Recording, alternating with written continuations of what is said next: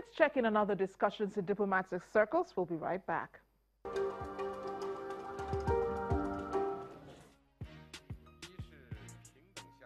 Chinese President Xi Jinping says the philosophy of BRICS cooperation has gained growing appreciation and endorsement and added positive energy to the international community.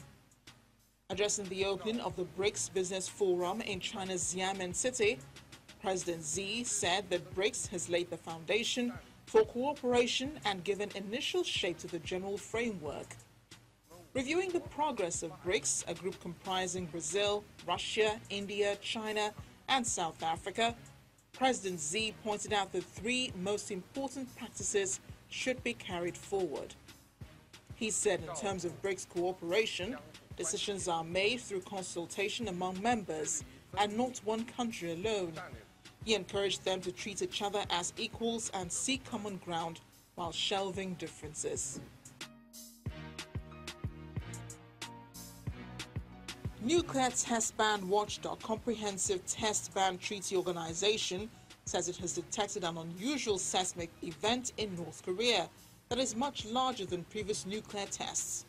The group's executive secretary, Lassina Zerbo, told a news conference that the Vienna-based watchdog will not guess whether the massive event was a hydrogen bomb explosion or not.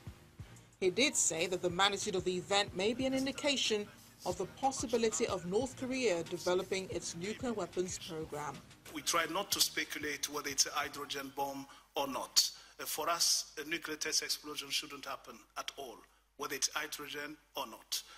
But having said this, the physics of the event that we're talking about today seem to indicate a much larger event than the one from 2016 and before. This is an unusual situation where 8.5 minutes after the main event, the main blast that is detected by our international monitoring system, we have a second one, which is much smaller in nature.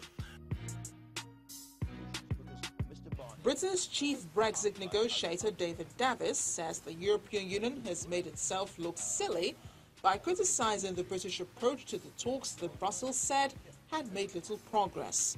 He said it was likely Britain would continue to pay some money into the EU budget after Brexit, but that sums would not be large over the medium to long term. British lawmakers are set to hold their first full parliamentary debate on legislation dubbed the Great Repeal Bill, which will sever the country's ties with the European Union. The Commission, not so much him. I mean, I like him. I've known him for 20 years.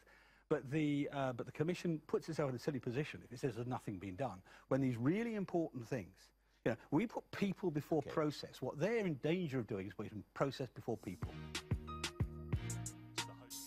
Australia says it is stopping undesirables such as terrorists, pedophiles, organised criminals and drug smugglers from boarding flights to the country, defending its hardline immigration policy. Immigration Minister Peter Dutton said that Australian Border Force airline liaison officers were operating in major transit airports to push those threats beyond their borders.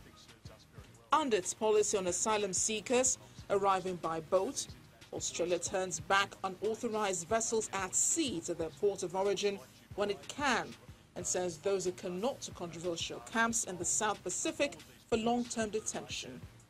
Earlier this year, the government announced it would raise the bar for handing out citizenships by lengthening the waiting period, adding a new Australian values test, and raising the standard for English language as part of a shake-up of its immigration program. Governments, the host governments, and we're looking at people against their alert lists. We're trying to identify not only terrorist threats, but also people who are involved in pedophilia or other organised crime, people who are involved in drug syndicates. So criminals, undesirables that we don't want in our country. And many countries allow people to arrive and then assess the threat then. But the Australian model, which I think serves us very well, is that we have these airport liaison officers posted at these international ports, stopping people getting onto planes, and it works really well for us. Still ahead, UK Foreign Secretary Boris Johnson in Nigeria visits an IDP camp and addresses women's issues. We join us again.